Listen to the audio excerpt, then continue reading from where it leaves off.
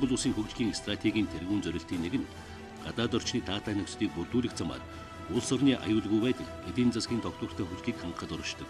Ингэхдээ гадаад бодлогын тэнцвэртэй байдгийг хангах нь манай орны оршин тогтнох нөхцөл үндэсний аюулгүй байдлыг баталгаажуулах гол үндэс болдог юм.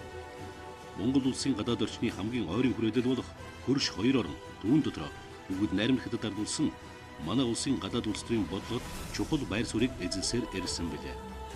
Монгол улс бүгд найрамд хятад ардулстай 1949 онд дипломат харилцаа тогтоож 1949-с 1962 онд хоёр талын харилцааг шинээр төлөвшин хөгжиж энэ хугацаанд найрамдал харилцан тусалцах гэрээ 1962 онд Хилийн гэрээ зэрэг хоёр орны харилцааны эргэцэн үндсэн суурийг тавьсан олон гэрээг байгуулсан юм.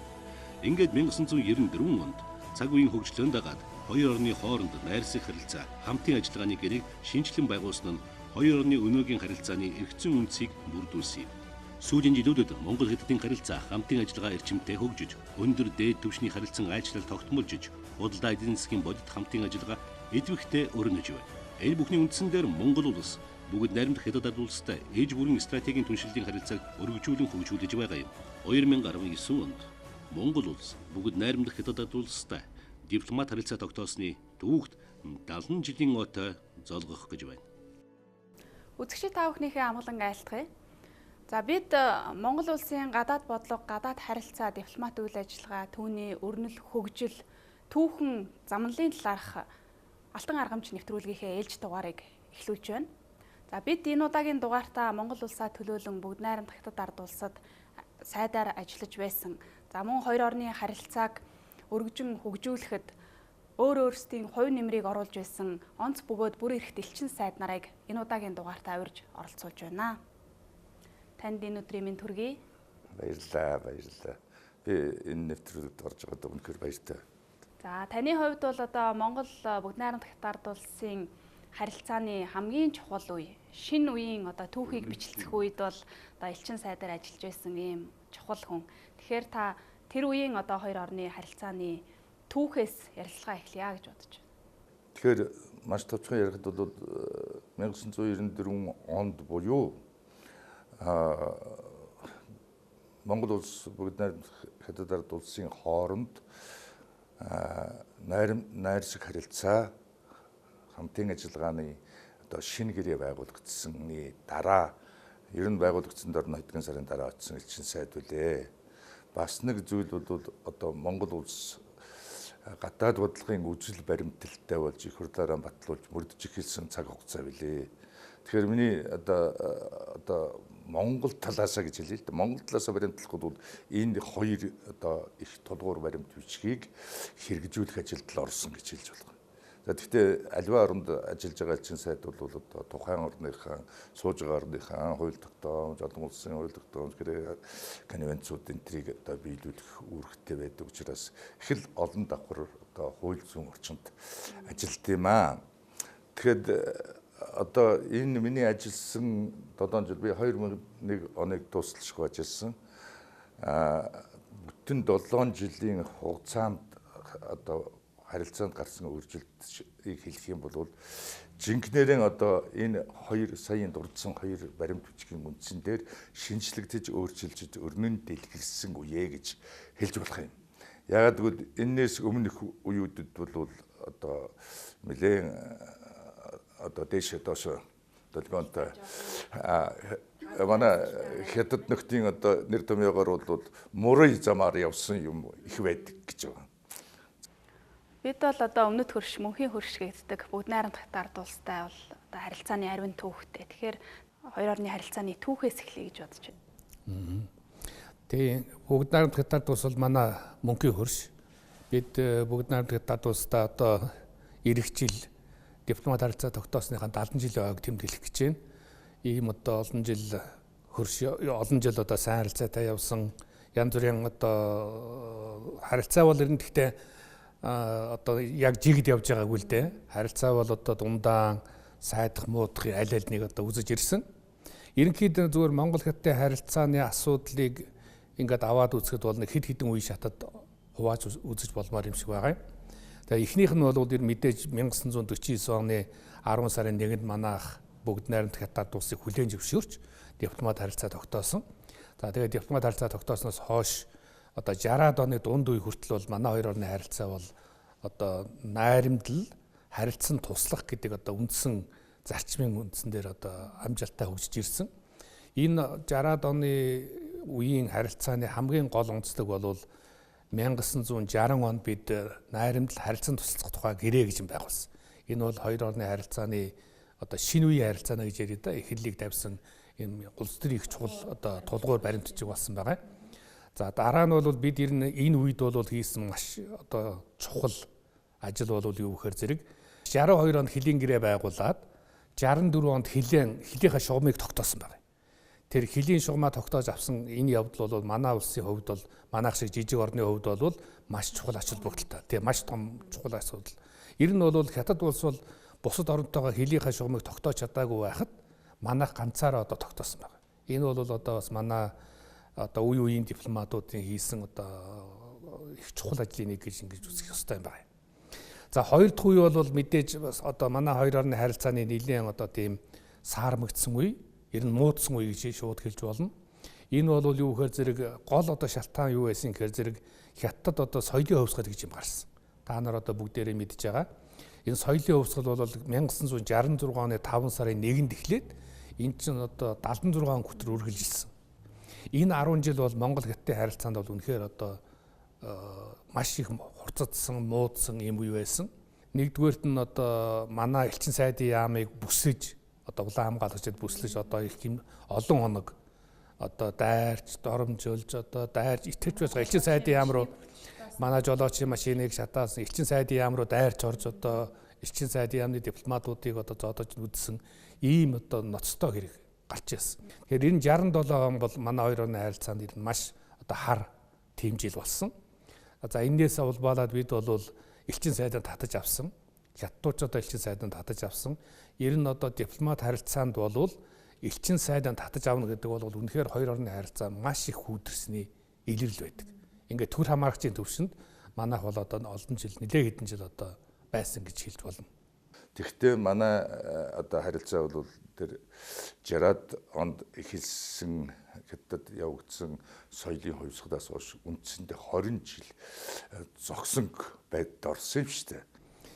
За тэгтээ нэг одоо зүйлийг бас онцлог тэмдэглэхэд манай талын одоо санаачлагаар бид одоо бас идэвхтэй үйл ажиллагаа явуулсны хүчинд 1971 онд элчин сайднараа харилцсан буцааж томилсон. Энэ бол бас хоёр орны харилцаанд бас чухал үйл явдал. Тийм хүнд байдалд байсан л да ер нь бол. Ер нь одоо дипломатуудыг зарим улсууд энэ зөв нэг сайхан газар байж идэм шиг ойлгодог.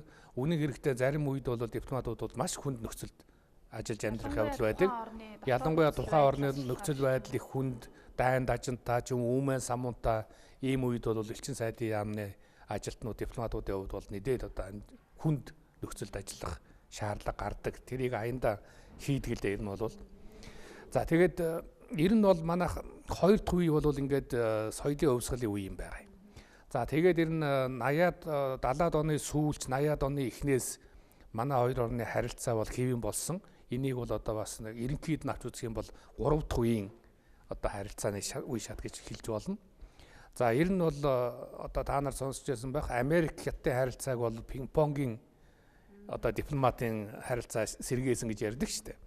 Харин манай хоёр орны харилцааг бол чөлөө түүхийн одоо тэмцээнээр одоо манай хоёр орны харилцаа сэргэж эхэлсэн гэж бас хэлж болох юм байна. Яагаад гэвэл одоо тэр үед бид одоо соёлын харилцааг хөгжүүлэх, хятадтай харилцаагаа сэргээе гэдэг үүднээс одоо манай чөлөө түүхийн багийг одоо хятад очиж одоо нөхөрсөг уулзалт тэмцээн зохиох ийм ажлыг зохион байгуулсан л да. Дараагийн жил нь хятадын чөлөө түүхийн баг 14 хүний бүрэлдэхүүнтэй ирээд Улаанбаатар Эрдэнэ хотод тэмцээн хийсэн. Тэгэхээр өөрөөр хэлэх юм бол манай энэ чөлөө түүхийн баг ингэж хоёр харилцан солилцсон явдал бол манай харилцаа соёлын ялангуяа соёлын харилцаа тэгээд ерөнхий уур амьсгалыг одоо наашруулахад бас их аятайхан ийм зүйл болсон гэж би боддгийг. Тэгээд 80-аад оноос ингэж төвшгөн явсаар 80-аад оны сүүл рүү бол одоо хэвийн зүгээр нэг хэвийн болоод тэгээд одоо 90 оноос бол ингээд өөдөн ахид дэвших одоо ийм шугамар яваад манайхаас ерөнхий сайд айлчлаад хятад улсын ерөнхийлөгч Ян Шанкун гуай энэ төр айлчлаад ингээд одоо харилцаагаа өрнүүлэн хөгжүүлэх ийм дэвсгэр тавигдсан учраас одоо тэр 94 оны энд одоо хуучин тэр найрамдал харилцан тусалцах гэрээ гэж 56 оны гэрээг өөрчилж ингэж одоо шинэ үед лөө чиглүүлсэн энэ гэрээг өнөө хүртэл бид нар мөрдөж байна. 6хан залттай гэрээ энэ айгүй бол одоо 100 жилч мөрдөгдөх болов гэж ингэж би боддог. Яагаад гэвэл энэ одоо хоёр талаас маш их ажиллаж ийж одоо тоогоор ярил нэг юу гэдэг нэг томьёо гэдэг нэг юм байдаг үстэй. Юм болгонд таарад байдаг. Асуудал болгоныг одоо гарцыг заадаг. Ийм л юу болсон гэж бодож байна. Гэхдээ би энэ дээр бол тэр үед манай гадаад харилцааны сайдаар ажиллаж байсан Монгол БНХАУ-ын зүтгэлийг тэмдэглэхэн зүйтэй болов гэж бодож байгаа. Яагаад гэвэл энэ гэрээг байгуулахад чинь хоёр талаас маш удаан дахин одоо янз бүрийн төвшөнд ингэж ажилласаар байгаад хамгийн сүүлд нь бол гомслон сайд гэдэгт ажиллаад бүхстэй үг үсэг цэг тацлаар нь тохироод тэгээд одоо 94 онд байгуулсан гэрээ. За тэрүүн гадаад харилцааны үзэл баримтлал бол мөн гомслон сайдын үед батлагдсан 2011 онд бид нэр жаахан дэлгэрүүлсэн мэдээж одоо шин 100 шин 1000 гэдэг утгаар тэгээ одоо хүртэл энэ хоёр баримт хүчгийн үзэл санаандаар л хятад улстай харилцаж байгаа шүү дээ. За энэ үед бол бас улс төрийн чиглэлээр бол хийсэн их томоохон ажил бол Монгол хятадын хөлийг хамтран шалгасан явдал. Тэр хөлийн шугамыг хамтран шалгах ажил бол 1982 онд эхлээд 84 онд дууссан юм байна. 2 жил үргэлжилсэн. Уг нь бол одоо хөлийн протоколоо 64 онд байгуулсан хөлийн протоколоор бол 5 жил тутамд нэг удаа шалгаж явах хэрэгтэй юм. Гэтэл бид 20 жил шалгаж чадаагүй явж ирсэн. Харилцаа муу байсан учраас.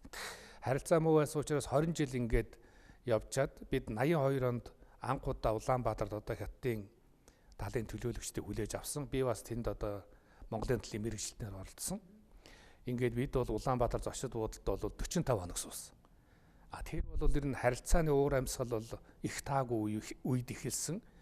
Манайхч бол одоо маш их сэжиглэнгүй хандж байсан. Энэ одоо хятад юу хийх гээд байна? Итгэлцэл ерөөсөө байхгүй. Тэгээд одоо энэ хятад ер нь юу хийх гээд байна? Яах гээд байна гэсэн байдалтайгаар.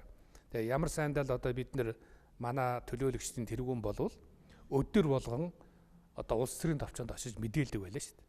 Улс төрийн товчонд лувсан гомбгоо гэж байсан тэр хүнд очиж одоо өнөөдөр одоо бид нэр ийм ярьлаа, ингэж хийлээ, хятад ингэж ийн гэсэн ийм мэдээлэл хийжсэн. Энэ бол одоо нэр харилцаа бол нэлээд хүнд байсан үед анх эхэлж исэн ийм том одоо улс төрийн гэх юм уу да үйл ажиллагаа болж байгаа юм л да. Тэгээд 84 онд одоо эцсийн протокол гарын үсэг зурсан. Гарын үсэг зурх ажиллагаанд бол манай талаас гадаад хэргийн дэд сайд Ёндон очиж гарын үсэг зурсан. За энэ Ёндон сайд одоо хятад очиж одоо албан ёсоор гарын үсэг зурсан явдал бол хоёр орны улс төрийн харилцаанд өөрөөр хэлбэл тийм өндөр түвшинд анхудаа болж байгаа уулзалт болсон. Тэгээ тэр уулзалтаар бол манай талаас зөвхөн гэрээнд гарын үсэг зураа зогсоогүй хятадын гадаад явдлын яамны сайд тэр үечин тэр хүн Гүшүү Чэн гэдэг хүн байсан. Тэр хүн бол одоо төрийн зөвлөлийн гишүүн гэж бас тэр чинь нэлээд өндөр түвшин бараг одоо төрийн зөвлөлийн ерөнхий сайдын орлогч маягтай албан тушаал та. Ийм одоо хүн хүлээж авч уулзаж хоёрооны харилцааны асуудлаар одоо санал солилцсон. Тэр үед бол манай талаас бас бид одоо санаачлаг гаргаж хэд тодорхой асуудлуудыг тавьсан юм байна. Жишээлх юм бол одоо соёлын харилцаагаа сэргээе, тийм ээ. Дээрээс нь одоо юу консулын конвенц байгуулъя. За тэгээд парламентын төвшөнд одоо төлөөлөгч солилцъя, найрамдлын нийгмийн төлөөлөгч солилцъя гэсэн ийм саналуудыг манай талаас тавьсан. Хятад бол манай саналыг их нааштай хүлээж авсан. Ингээд энэ 90 оног одоо намайг тэнд ажиллаж явах би ч одоо 87 онд буцаж ирсэн шүү дээ. Тэр хүртэлх хугацаанд энэ бүх одоо ярьж тохирсон зүйлүүд бол хэрэгжсэн. Ингэснээр бол манай хоёр орны харилцаанд бол одоо харилцааны уур амьсгал их нааштай тийм зүйл болсон. Би одоо нэг айлчлалыг онцолж ярих гэж бодож байгаа. Тэгээ 1998 он 99 онд хоёр улсын ерөнхийлөгчийг 7 сарын зайтайгаар харилцан айлчлал үүссэн. Энэ бол одоо ер нь олон улсын харилцааны практикт бол их ховор тохиолддог ийм явдал. Үнэхээр нэг хөрш орон гэдгийнхаа одоо утга чанарт ус нийцсэн. Тэгээд тэр яагаад одоо 98 оны 12 дугаар сард багаанд ерөнхийлөгч хятад айлчлаад 99 оны 7 сард одоо Зинжамын ерөнхийлөгч манайд айлчилд юм бэ. Гэхдээ зэрэг гол шаардлага нь бол ерөөсөө харилцааны одоо маш өрнөлт төгжлийн үедэр энэ харилцааг нөгөө шин зүүн шин мянгамд шилжүүлье. Энийний урт хугацааны одоо чиглэл хөтөлбөрийг өмнө одоо байгуулсан тэр гэрээ хэлцээрийн агуулгад тэнцвүүлэн хөгжүүлье гэсэн юм байсан. Тэгээд одоо түүнээс хойш гарсан одоо айлчлалуудын мэдэгдэл хэвлэлийн хамтарсан мэдэгдэл за тэгээд салбараар байгуулсан гэрээ хэлцээрүүд олон гэрээ хэлцээрүүдэд бол тэрл одоо дурдсан хоёр баримтчиг тэрл хоёр айлчлалын одоо уур амьсгал бөгөөд агуулга нь үгүйсгэн хүртэлтэй гэж чиглэж явсан юм шүү дээ. За Монгол Хятадын харилцаандаар ер нь одоо гол юм бодоход ерөөсөө одоо хоёрхан хөрштэй. Тэгэхээр бид нэр хөрш гэж юу юм, бусад орн нь юу юм гэж л бодох хэрэгтэй. Хөрш бусад орноос юугаар ялгаатай юм гэж бодох. Тэгээд ер нь хөршөө нэг үг байдаг л да. Одоо хөршөө яаж түнш байх вэ? Яг тэгвэл ер нь дээр үеэсэн бүр хүндрэлтний одоо харилцаанд голс гүрэн гэж байгуулагдсанаас хойш харилцаанд бол одоо цаад тал юм нэлийн хүйтэн ухаанаар бодсон нэр томьёо бол мөнхийн түнш гэж байдаг. Мөнхийн эрх ашиг гэж байдаг гэж хэлсэн.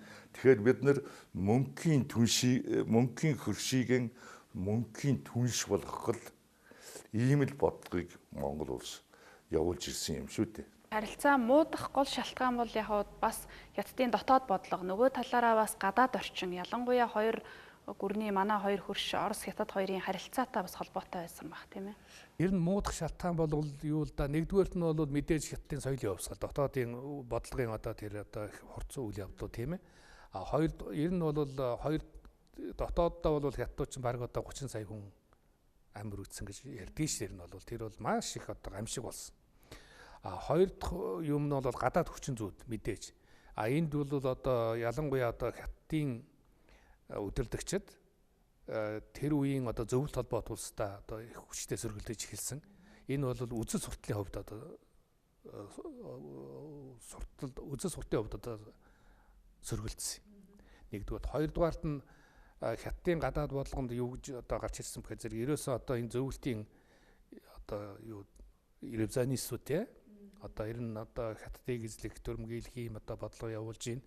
Одоо түүний эсрэг тэмцэх ёстой гэд ингэж гарч ирсэн. За энэтэй холбогдоод бид тэр үед чинь бол зөвлөлт холбоот улс бол социалист орнуудын манлайлагч байсан. Тийм ээ. Ер нь зөвлөлтийн үгийг хардггүй бараг социалист орн ховорхон байсан да. Ер нь бол. Тэгэхээр бол бид бол ерөөсөө зөвлөлт холбоот улсыг дагсан. Ер нь бол одоо энэ тууштай дагсан гэж хэлж болно да. Тийм ээ. А манайх бол тэр үед бол бас нэлээд одоо яг зөвлөлтийн бодлогыг хатуу баримталж явж байсан учраас одоо мэдээж Монгол Хятадын харилцаа бол маш их хүйтэрсэн л дээ. За дээрэс нь бид бас нэг хэлэх зүйл бол юу гэхээр зэрэг ер нь бол социалист орнуудын нэгдсэн бодлого гэж юм бас гаргадаг байсан. Тэгэхээр зэрэг бид бол нэг л социалист систем гэж байсан. Социалист орнууд нэгдсэн бодлого гаргасан нөхцөлд бол бид нэр тэр бодлогоо дагахаас өөр аргагүй. За харилцаа ингээд ерөнхийдөө явсаар байгаад одоо 89 онд үнэн хэрэгтээ хэвэн болсон гэж үзэж болно. За тэр нь юу гэхээр зэрэг хятадууд бол манайтай биш зөвхөн толгойд улстай харилцаагаа сайжруулах 3 нөхцөл тавьж ирсэн. Тэр үед. Тэр 3 нөхцөлийн нэг нь Монголд байгаа цэргийг гаргах нөхцөл байсан. зөвлөлтийн цэргийг гаргах нөхцөл байсан. Тэгээд 89 онд бол зөвлөлт Монголоос цэргийнхаа ихний хэсгийг гаргасан. Ингэснээр одоо манай хоёр орны хооронд бол харилцаа сайжрах тийм таата уур амьсгал бий болж ирсэн. Ер нь бол Оросод нөгөө одоо Горбачов гарч ирээ тий. Тэгээ шинжилэл мэдлэгээд явуулж ихсэн энэ үед бол ерөнхийдөө харилцаа бол наашаа ингээд жаа дулаарах байдалтай болсон байсан л да. Тэгээд 89 он бол бас Монгол Хятадын харилцаанд их чухал он болсон юм. Тэр 89 онд манай хоёр гадаад хэргийн сайд харилцаа айлчсан. 1 жилийн дотор хоёр гадаад хэргийн сайд эхлээд манай сайд Хятадд айлчлаа, дараа нь Хятадын сайд Монголд айлчсан. Ер нь одоо хоёр гадаад хэргийн сайд нарын айлчлалын үеэр бол бидний гол одоо тохирсон зүйл юу гэхээр зэрэг ер нь одоо харилцаагаа сайжруулъя. Дээд өндөр төвшөнд одоо харилцан айлчлал хий. За хоёр орны худалдаа эдийн засгийн харилцааг одоо сайжруулъя. Соёл болоод бусад одоо соёлын хамтын ажиллагааны хилцээр төлөвлөгөө дээр байгуулъя. Хуучин одоо явж байсан гэрээ хилцээрүүдэд шинжилье гэсэн ийм асуудлуудыг ярьсан. Түүний дотроос бол одоо бидний онцлог зүйл юу гэхээр зэрэг ер нь бол 60 оны хилцээр гэрээ байсан шүү дээ, би түрүү хэлсэн найрамд харилцан тусах тухай гэрээ. Энэ гэрээг одоо хүчин төгөлдөр энэ гэрээний зарчмыг баримталж ажиллана гэж тогссон байна. Тэгэхээр бол одоо өөрөөр хэлбэл манай хоёр орны улс төрийн харилцааны үндсэн зарчмууд бол 60 оны хилцээрээр дагаж явна гэсэн үг. Одоо өнөөдөр бол бид бүр иж бүрэн стратегийн түншлэлийн харилцаа гэсэн ийм шатанд одоо хүчээд байгаа. Өөрөөр хэлэх юм бол энэ үе болгоныг хэрвээ тодорхойлох юм бол үе болгондоо өөрийн гэсэн онцлогтой, өөрийн гэсэн одоо тийм харилцаанд ахис дэвшил гаргасан ийм үе шатууд байсан гэж үзэж байна. Таныг яг өмнөд хөрштөө Монгол улсаа төлөөлөөд элчин сайдаар ажиллах тэр цаг үе бол одоо 200-ны заг. Яг тэр үед бол олон улсын харилцаа маш их өөрчлөгдсөн. Зөвлөлт холбоот улс олон улсын харилцааны субъект байхаа боллоо. Манай улс арчилсан системийг сонголоо. Ингээд гадаад харилцааныхаа өөрсдийн бодлого, хоёр хөрштөөгөө харилцах бодлогоо шинчиллээ. Яг энэ цаг үед дээгүүрээ шийдвэрүүд ингээд олон улсын харилцааныхаа хуулиар нөхцөл байдлаа дагаад өөрчлөгдлөө, тийм ээ. Тэр үед яг тэр элчин сайдын яамны элчин сайд бөгөөд дипломатууд яг энэ шинэ орчинд ер нь ажиллахад та хийдэд ямар байв? Үнэхээр тэр бол ингээд хэдийгээр ингээд хоёр улс одоо ингээд харилцааныхаа зарчмыг бүрэн тодорхойлсон гэрээ хилцээртэй ч гэсэн янз бүрийн үйл явдлууд болд. Яагаад гэвэл айл одоо хөрш гэдэг бол айл одоо амьдралдаа зөвлөд айл бид бол айл улсууд. Тэгэхээр чин айл хүмүүс чинь амь нэгтэй мөртлөө бас одоо нэг жаахан юмнууд одоо малчин хааны хон чин яагаад манай антай нэлчүүд худаг усан дээр бол одоо гих мэт яри гардаг үстэй. Тэр дайны одоо яриа бол ер нь айл өршин хооронд чааштай ч л гарч явах болов гэж ингэж бодож байгаа. Ухаандаа юм байлээ. Би энэ дээр хоёр улсын харилцаандаар бол шүү дээ. Одоо би ингэж л бодож байгаа. Нэг л тодорхой жишээ л. Яаж одоо манай улсын гадаад удалгыг тэр үед ганцхан хятад гэж одоо харилцагч бүх орнууд нэг л юмар үнэлж ирсэн. Манай одоо улс төрийн талаар дургүй байсан шүү дээ. Өөрөөр хэлбэл хэдийгээр зам шиг тодорхой боловч ерөнхий сайдгүй хэдэн жил ерөнхий сайдаа айддаг гэж солиод гих мэтчлэнгийн юмнууд манайд болж ирсэн үнэн биз дээ. Тэгэхэд хятад нөхдөж хэлдэг байсан тэр байтхан Липен одоо юу их хурлын дарга болсон хойно манай их хурлын төлөөлөгчдийг хүлээж аваад ярихдаа ингэж хэлж ирсэн. Гэхдээ би хятад улсын төрийн зөвлөлийг өөрөлдөө засгийн газар гэсэн үг шүү дээ. 10 жил толгойсон хүний хувьд би нэг л ойлголттой болсон гэж хэлж байгаа. Бид нар л хандаагүй маягаар ингэ зүгээр ярианд. За улс альва улс ямар нэгэн байгууллагагүй ямар нэгэн одоо яамгүй ч юм уу байж болох байхаа. Харин засгийн газаргүй улс байж болохгүй шүү гэсэн ийм санаа хэлж ирсэн. Тэгээ эн чинь бол бас тийм их найрсаг өгөөд ах төсөх санаанд гэж бодож байна. Ингээд харилцаан дээр ба штэ. Хоёр улс өөрөөс нь шалтгаалаагүй юмч болд юм байл. Тухайлбал одоо 1999 онд бол Хятад улсад ялангуяа одоо олон нийтийн дунд тэр дотор одоо залуучуудын дунд, оюутнуудын дунд бол нэгэн төрлийн нэг амьсгал одоо улс төрийн гэмээр амьсгал яваад байсан. Тэрний юу гэхээр 89 оны Тяньаньмэний энэ талбайд болсон оюутнуудын одоо хөдөлгөөнийг хүчээр нухацсан дарсаны одоо 10 жил болж байна. Тэгээд одоо энийг бол дипломатууд гэдэг чинь одоо энэ гадаадын дипломатууд найрсагчдын дипломатууд чинь хоорондоо ингээд одоо суугаа орныхын талаар мэдээлэл солилцох аль бие ёсоор ч юм уу бас аминчлаад хоорондоо шивнэж ярьдаг юм уу. Ийм ярианд бол байсан ер нь одоо бас юу болох вэ бид нар иймэрхүү байдалтай байхад яасан бэ гэсэн чинь нөгөө НАТО Югослав ийг бомбогдчихсэн шүү дээ. Тэгэхэд одоо нөгөө хятадын 3 сэтгүүлч санамсаргүйгээр л гэж байгаа юм л да. Нөгөө бөмбөгнийхээ цаатлаас НАТОгийн бөмбөгний юу бол одоо буруу онцсон ч юм уу. Орон сууцны байшингийн өрөөсөн юуг л авчихсан байхгүй. Тэгээд тэр 3 сэтгүүлчээ бол одоо маш хүндтэйгээр газраа одоо цогцсон гэсэн үг шүү дээ.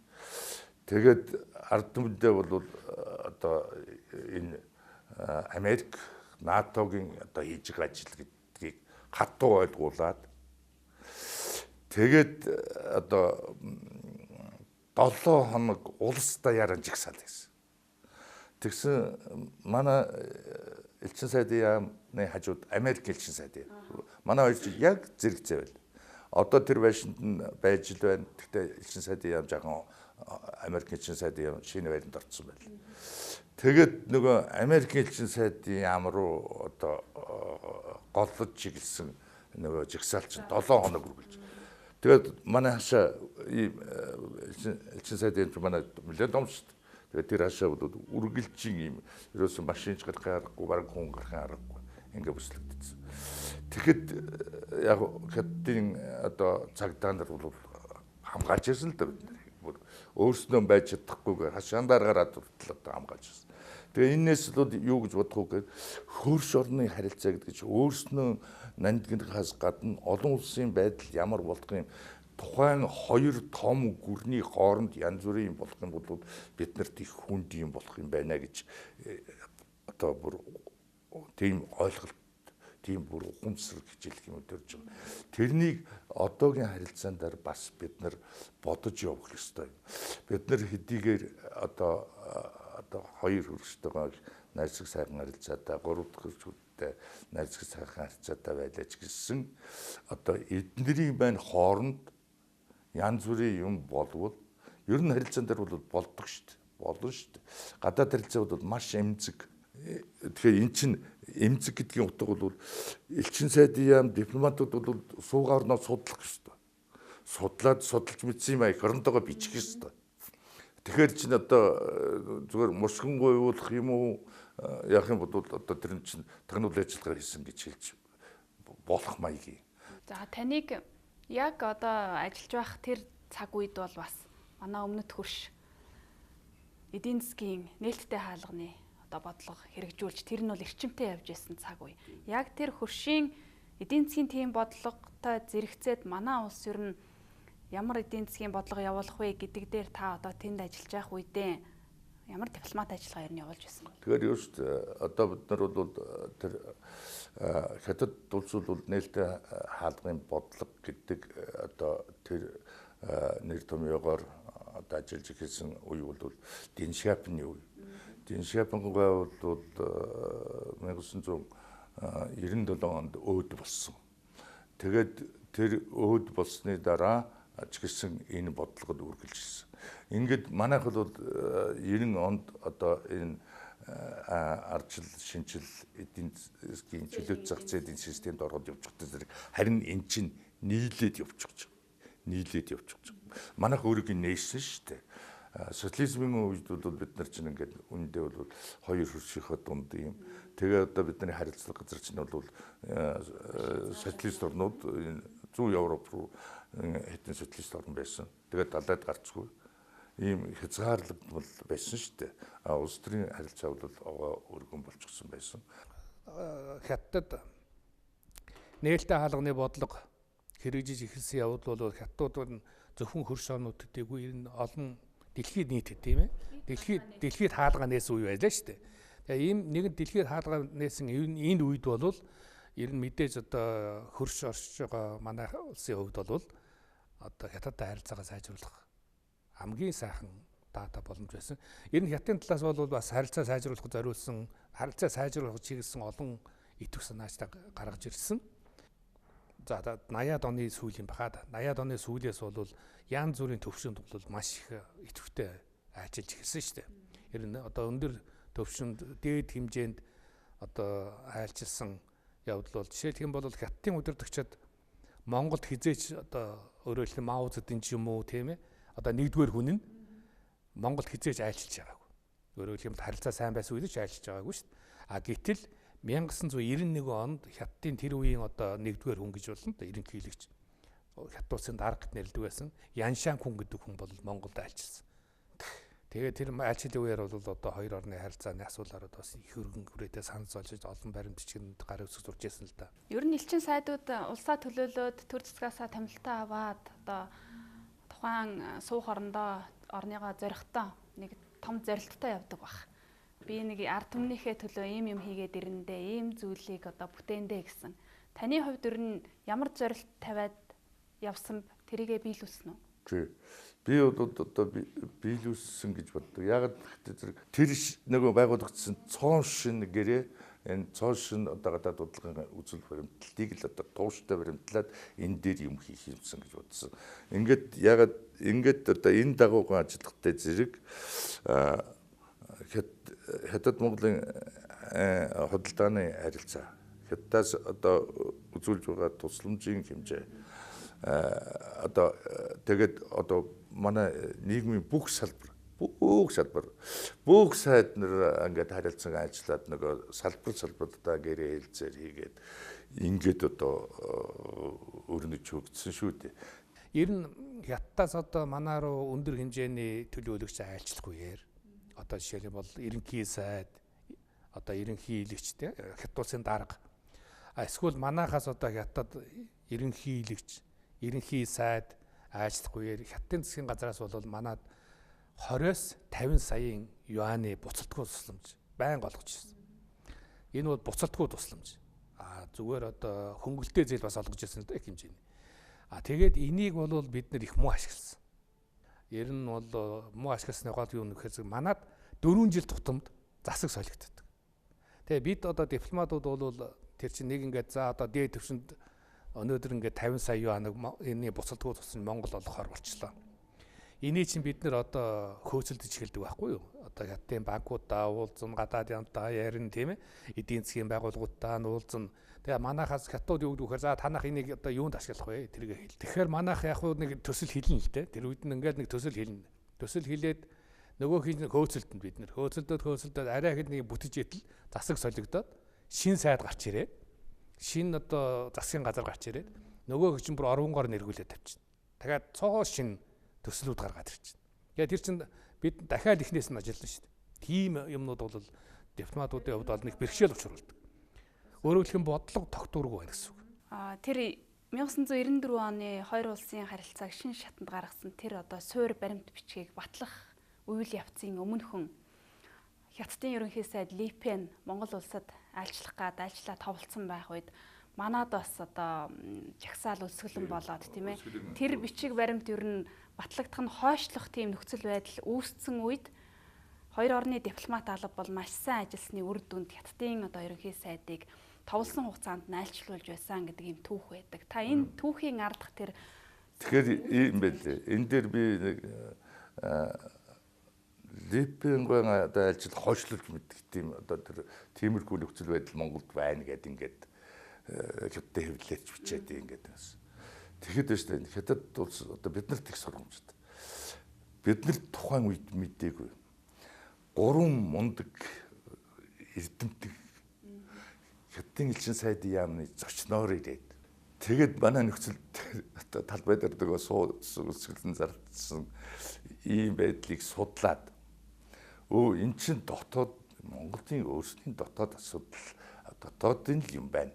хятад улсын эсрэг Монгол хотын харилцааны эсрэг чиглэсэн ямар ч юм алгаа.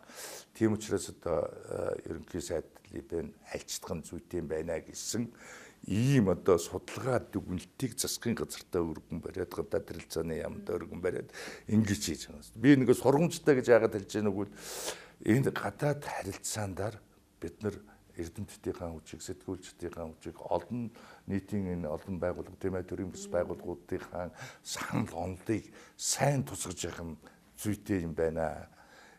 Ерөөсөө л бид нар засаг одоо бид нар шийдлээ гэж ингэж болохгүй юм байна гэдгийн нэг том сургамж.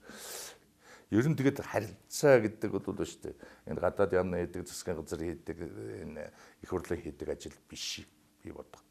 Энэ бол ерөөсөө л иргэн бүрийн оролцооны асуудал. Ганцхан нэг л амаар дуурах шүү дээ. Ер нь бол би 81 онд анх хятад элчин сайдын яамд атшаагаар очсон. За энэ явдал бол бас надад нэг их сайхан боломж олгосон. Юу гэхээр зэрэг би баг Монгол хятад харилцаа хэвийн болох үйл явдсын баг анхны тийм одоо үйл явдлууд нь биежлээ оролцсон. Одоо өөрөөр хэлэх юм бол юу гэдгийг анхны одоо тэр түрүүн биегээс чөлөөтөхийн тамирчдыг одоо хятад аваачих ч юм уу. За дараа нь урлагийн хэсгийг хятад явахад нь би одоо орчуулагч хийгээд дагалдаж явж байсан. За тэгээд дараагаар найрамдлын нийгэмдгийн төлөөлөгчгээд айлчилсан анхны одоо соёлын хувьсгалаас шангуудаа шүү дээ. Тэгэхээр өөрөөр хэлбэл ингээд харилцаа сэргсэн үйл явц болгонд нь баг одоо оролцож явсан гэж хэлж болно. Тэгэхээр элчин сайд хүний хувьд бол тухайн суугаа орныхоо түүх, соёл, нийгэм, аж ахуй, амьдрал, иргэдийн талаар бол маш их мэдээлэлтэй байх ёстой байдаг тийм. Тэгэхээр та ер нь хятадын ард түмнийг ер нь ямар ард түмэн гэжсэн тийм одоо дүгнэлтэнд хүрсэн бэ? Тэгэхээр ер нь одоо ийм нэвтрүүлэг хийж байгаа гол утга бол энэ одоо өөрийнхөө мөнгөний хөршийг шинээр нээж танигтал одоо тустай байгаасаа гэсэн ийм л бодол төрж байна л та. Одоо энэ одоо дэлхийн аж ахуйн системд энэ улсын өөрчлөгдөж байгаа жин ванг одоо тооцож мэдэх хэрэгтэй байна. Улс төрийн жин ванг яаж өсөж байна тооцож мэдэх хэрэгтэй байна. Тэгээд энэтэй холбогдуулаад яг нэг оноож хятад хүн гэж юу, хятадын ард түмэн гэж одоо хин юм бэ гэдэг дээр бол одоо олон юм хэлээд яг жинхэнэ хөдөлмөрч. Ерөөсөө одоо хөдөлжил байж хоол олж идэнэ гэдэг ухааныг хэдэн мянган жилээр одоо хүн болгоны тархинд тэгээд одоо энэ генерийн дамжаад одоо өстө хүүхэд хөдөлт орхоос л сурдаг баг. Бид нар энийг сураас. Тэгээд нэг тохирол хятад хүн тэр нэг тохирогоо хизээж чөрчдөг. Энийг бас л сурмаар юм шиг. Анчид ам ажлын нэгдэл шүү дээ. Ерөөсөө одоо гадаад харилцаа бол бүх хүний л одоо гадаад үйл ажиллагаа ганцхан тэр дүр зэсг нь ямар шугам тавьсан байх тэр хоорондоо л явах хэрэгтэй гэж би хэлсэн.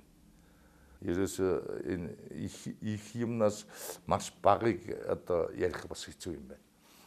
Тэгээд одоо өмчгүй ярьсан бол уучлаарай. Баярлалаа. Үзэгчдээ Алтан Аргамж нэвтрүүлэг энэ удаагийн дугаараараа өмнөд хөрш бүгд найрамдах хятад ард улстай харилцаж ирсэн харилцаа, түүний өрнөл, үйл явц, за харилцааны бас өксөж уруудаж явсан энэ үеийн тухай онц бөгөөд бүр эрхт элчин сайд Цахилгаан мөн онц бөгөөд бүр эрхт элчин сайд Х.Аюурзантай ярилцлаа. Бидний энэ удаагийн дугаар өндөрлөж байна. Дараагийн шинэ дугаараар уулзтлаа. Түр баяртай.